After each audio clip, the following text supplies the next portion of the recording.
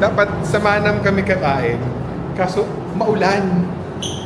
So, napag-desisyonan na lang namin kumain sa parking. Saang floor? I don't know, ground? Balik lang kaya tayo sa basement? Uwi na tayo, wala tayong pera. Anong basement tayo? 2.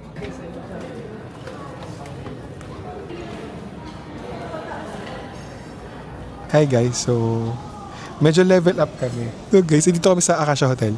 Ay, dapat magmamanam lang kami. Kaso guys, ang lakas ng ulan.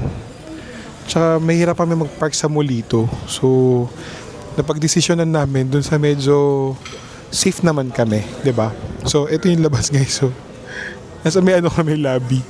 Ano to? Lukfu Palace. Yan siyang ano, buffet. Yeah. May kalamansi. So ito guys, pakita ko sa inyo. Ito yung menu nila. Garlic fried rice. Ayan. 1388 per person. I-post nyo na lang kung ano hindi nyo nakita. Garlic yung so. Diced chicken, salted fish, fried rice. Ang bilis mo magbasa. Ayun lang. Pipili ka lang guys. 1388 per person. Sorry, inulit ko lang. So pumipili na kami ng order namin.